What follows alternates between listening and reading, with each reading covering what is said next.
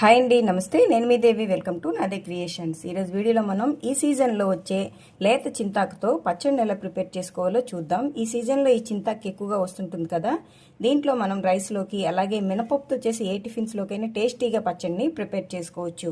మరి అది ఎలాగో ఈరోజు వీడియోలో చూద్దాం. దీనికోసం ముందుగా ఇలా చింతాకును తీసుకుని శుభ్రంగా వాష్ చేసేసుకొని పండిపోయిన ఆకులు కానీ లేదా చిన్న చిన్న ట్విగ్స్ లాంటివి ఉంటాయి కదా, అలాంటిని తీసేసి నీట్గా క్లీన్ చేసి రెడీగా పెట్టుకోవాలి.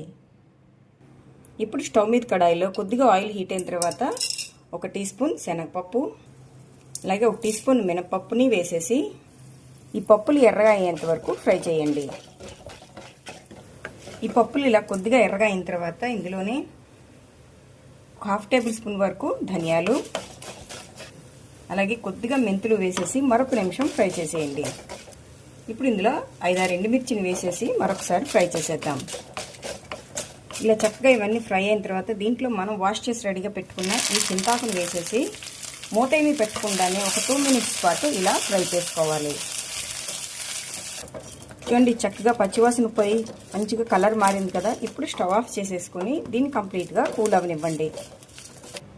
ఇది మనకి చక్కగా చల్లారిపోయిందండి. ఇప్పుడు దీన్ని ఒక మిక్సర్ జార్లోకి తీసుకుందాం. ఇలా తీసుకున్న తర్వాత మీ టేస్ట్కి తగ్గట్టుగా సాల్ట్, కొద్దిగా పసుపు వేసి కొద్దిగా వాటర్ పోసుకుంటూ దీన్ని మిక్సీ పట్టుకోండి. ఇందులో నేనైతే వెల్లుల్లి వేయలేదు, మీకు నచ్చితే వెల్లుల్లి ఫ్లేవర్ కూడా యాడ్ చేసుకోవచ్చు. ఈ పచ్చడి అయితే మనకి రెడీ అయిపోయింది. ఇప్పుడు దీన్ని తాలింపు పెట్టుకుందాం.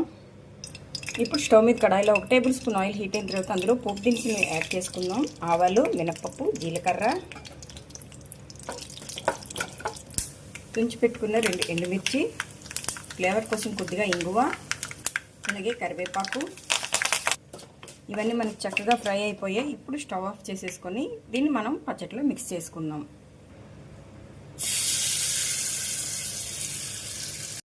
అంతేనండి, టేస్టీగా మనకి చింతాకు పచ్చడి అయితే రెడీ అయిపోయింది. ఇది రైస్కైనా అన్ని రకాల మినపప్పు టిఫిన్స్కి సూపర్గా ఉంటుంది. మరి ఈ రెసిపీ మీకు నచ్చితే ఒక లైక్ కొట్టి మీ ఫ్రెండ్స్తో ఈ రెసిపీని షేర్ చేయండి. మరిన్ని టేస్టీ రెసిపీస్ కోసం నాదే క్రియేషన్స్ని సబ్స్క్రైబ్ చేసుకోండి. Thank you for watching.